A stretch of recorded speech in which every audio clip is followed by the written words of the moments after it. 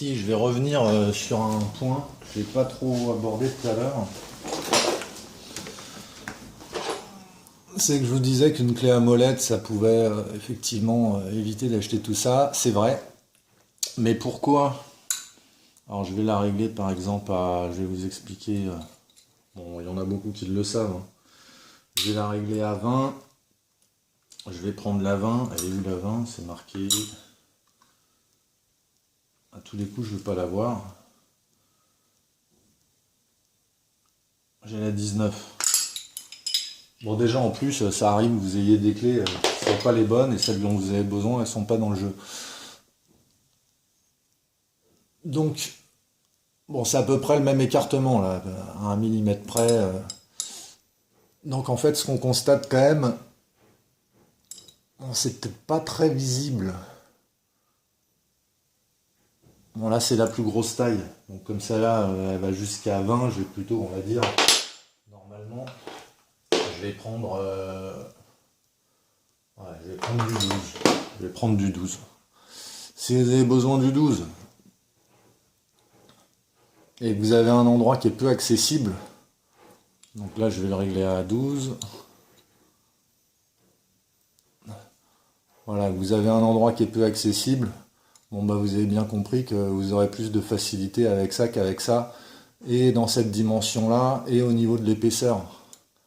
Parce que quand on regarde l'épaisseur, c'est pas la même épaisseur non plus.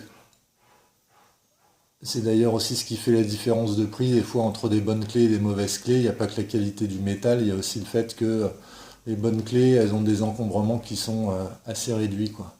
Mais bon, franchement, voilà, bon, ça peut faire le boulot. Faut juste, quand vous serrez votre écrou, bien être en contact et bien garder un peu le doigt sur la molette pour pas foirer le pas de vis et être bien serré, quoi.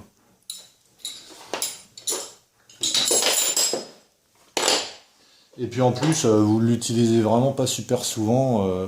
Dans 90% des cas, vous allez utiliser des douilles. Donc pour ceux qui n'ont pas un super budget, ça peut faire l'affaire d'avoir une clé à molette. Mais par contre, prenez-en une bonne, hein. Parce qu'une clé à molette une mauvaise clé à molette, c'est une catastrophe pour les écrous. Ce qui est indispensable, c'est ça, les entonnoirs. Alors ça, c'est pareil. Ça vaut une misère, vraiment pas cher, et vous en aurez l'utilité. Je voulais en prendre qu'un seul, mais bon, il les vendait par 3 et c'était tellement peu cher, je suis pas allé chercher un entonnoir seul, quoi. Donc ça, indispensable.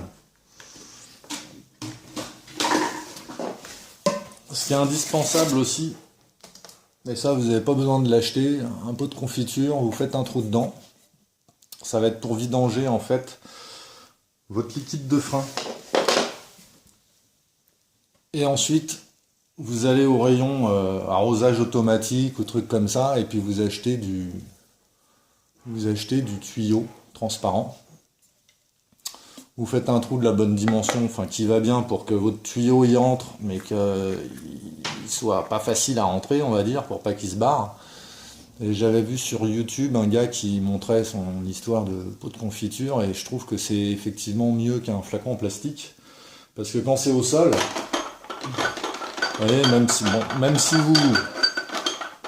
si vous faites le con, ça tombe pas, ça se renverse pas, quoi. Parce que c'est bien lourd. Et en plus, alors pour le tuyau, je vais vous donner la bonne dimension de tuyau qui va bien. Parce que ça, c'est important. La bonne dimension qui va bien, c'est, je vais mettre sur pause, je vais chercher. Oui, le tuyau là, c'est du 6 par 9. Bon, le diamètre extérieur, on s'en fout un peu, c'est le diamètre intérieur qui compte, donc c'est du 6 mm. Et en fait, ce qui est bien, c'est que ça, c'est pile poil la bonne dimension pour mettre votre tuyau sur la sorte de téton qui permettent de faire la vidange de votre liquide de frein. C'est sur les étriers, il y a les petits tétons et pauvre, ça se met nickel dessus pour être sûr que ça se barre pas. Bah là, par exemple, effectivement, vous pouvez utiliser un Serflex. Je suppose que je vous ai mis. Pour être sûr que ça ne se barre pas, vous mettez un Serflex un plus petit que ça, hein, que vous mettez autour pour bien le tenir sur le petit téton qui permet de faire la vidange de liquide de frein. Ça c'est parfait. Donc ça indispensable. Après, ce qui n'est pas indispensable, mais bon, vu le prix, ça doit valoir 2,50 € ou quelque chose comme ça, c'est une seringue. Moi, j'ai trouvé ça sur internet, c'est une seringue alimentaire pour les pâtissiers ou je sais pas trop quoi. Donc 60 millilitres, je trouve que c'est la bonne contenance. Ça va vous servir en fait à enlever du liquide de frein dans votre bocal de liquide de frein quand vous faites la vidange de votre liquide de frein. Puisque avant de remettre du liquide de frein dans le bocal, il faut enlever le liquide de frein qui est excédentaire. Et avec ça, c'est pratique, ça vous évite d'en foutre partout parce que le liquide de frein, j'ai pas testé, mais apparemment c'est ultra mauvais pour la peinture, les plastiques, etc.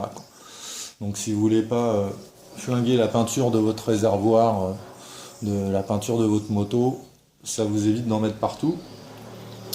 Et puis en plus, je l'ai utilisé pour autre chose. C'est-à-dire que pour faire l'appoint de mon liquide de refroidissement, enfin dans le vase d'expansion, j'avais besoin de faire l'appoint et il s'avère que pour avoir accès, pour pouvoir rajouter du liquide de refroidissement dans le vase d'expansion sur le Vestrom 650, il faut enlever plein de trucs, donc c'est super galère. Donc ce que j'ai fait, c'est que comme j'ai pas des super gros doigts, j'ai réussi sans tout démonter à enlever le bouchon du vase d'expansion. Ensuite, j'ai glissé le tube à l'intérieur du vase d'expansion. Bon, c'était pas super facile, mais c'était largement faisable. Et ensuite, de l'autre côté, et ce qui est bien avec cette seringue, c'est qu'elle va aussi avec le tuyau là, de diamètre interne 6 mm. Une fois que c'était dedans, j'ai complété, j'ai rajouté du liquide de refroidissement et puis avec la gravité, ça a fini dans le vase d'expansion. Donc bon, la seringue, pas indispensable, mais pratique et en plus tellement pas cher que ça serait dommage de s'en priver, quoi.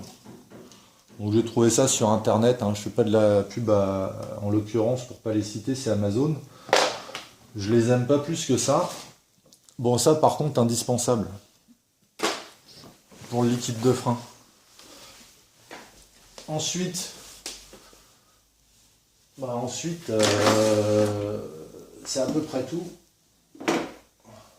Bon, j'ai une autre cale en bois, j'ai une sangle en tissu. Voilà, donc voilà un petit peu ce qui est nécessaire. Je vous dirai tout à l'heure les tailles qu'il faut en douille, en clé plate, etc. Parce que finalement sur votre bécane, il n'y a pas 50 tailles. Et si vous pouvez acheter juste les bonnes tailles, alors je dis pas que la taille dont vous aurez besoin sur votre bécane ce sera la même. Moi je suis chez Suzuki, je pense que pour toutes les Suzuki ça doit être à peu près les mêmes tailles. Et puis il y a de fortes chances que sur les autres japonaises ce soit pas fondamentalement différent. Après ceux qui ont des BM, des KTM, des triomphes, ça franchement je sais pas quoi, mais une chose est sûre, c'est que vous aurez jamais besoin de 20 tailles de douilles différentes, quoi. Bon, pour finir, pour avancer un petit peu plus, il y a les consommables. Je pense que j'ai fait le tour sur le reste. Il y a les consommables.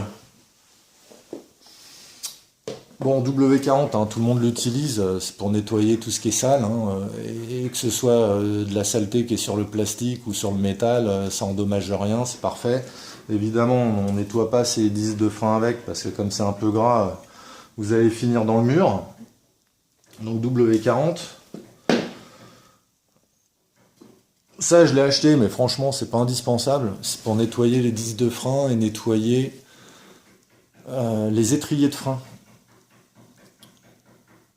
Disques de frein, étriers de frein, bon, franchement, c'est pas indispensable. Si, quand j'ai démonté tous mes étriers, en fait, moi, je les ai nettoyés à l'eau, surtout les étriers. C'est-à-dire que j'ai pas sorti les pistons des étriers totalement, je les ai sortis partiellement pour nettoyer le pourtour des pistons. J'ai utilisé de l'eau savonneuse. J'ai eu un mec qui était mécano pour des motos de GP Grand Prix, c'est ce qu'ils utilisent, donc Franchement, sur les étriers de l'eau savonneuse avec une brosse à dents, ça va bien quoi. Et puis les disques de frein, bon, pour moi les disques de frein ils s'auto-nettoient, hein. Voilà, c'est un peu, c'est pas indispensable. Graisse siliconée, j'ai un peu fait le con, j'ai acheté ça, ça sert pas à grand chose, donc du coup je l'écluse en appliquant sur les plastiques noirs qui avec le soleil deviennent mat, un peu gris, un peu délavé, un peu passé. Euh, bon, je pense que le mieux ça serait du rénovateur plastique, mais comme j'ai de la graisse siliconée en spray, la graisse silicone en spray, bah, j'utilise ça et c'est vrai que ça rénove bien le plastique. Mais bon, un rénovateur, quand j'en aurai plus, j'achèterai du rénovateur de plastique, à mon avis, c'est quand même mieux, quoi. Ça, j'ai voulu faire ça dans les règles de l'art un petit peu, donc j'ai acheté de la graisse cuivrée. Ça, c'est quand vous voulez remettre vos bougies, mais vous avez peur qu'elles grippent un peu, vous avez peur de foirer le pas de vis, vous mettez un petit peu de graisse pour que ce soit plus facile à visser. Mais par contre, il faut de la graisse qui conduise l'électricité, parce que en fait, le pourtour de votre bougie, c'est par là où passe le courant pour ensuite que ça forme l'étincelle. Et si vous prenez une graisse qui conduit pas l'électricité, qui est pas conductrice, et bah, soit votre bougie a pas marché, soit elle a mal marché, mais voilà, faut ça. Bah après, c'est pas indispensable, hein. Si vous mettez votre bougie sans graisse et que vous foirez pas votre pas de vis et que vous arrivez, enfin, que vous parvenez à pas foirer votre pas de vis, voilà, c'est pas nécessairement totalement indispensable. Ça, c'est plus utile, c'est de la graisse silicone. Ça, c'est pas en spray. C'est pour tout ce qui est en caoutchouc. C'est pour tout. Je suis désolé, il y a des voisins qui font du bricolage là. Bon, ça s'entend peut-être un peu. C'est pour tout ce qui est caoutchouc souple. Des fois, vous avez des caoutchoucs souples qui protègent des pièces mécaniques, comme vos étriers de frein en fait. Vos étriers de frein, pour les étriers à disque, les étriers flottants, vous avez des parties qui coulissent, des axes qui coulissent dans des cavités, on va dire, hein, dans des trous. Et autour, donc vous avez de la graisse et autour vous avez un soufflet pour que cette graisse elle reste en place.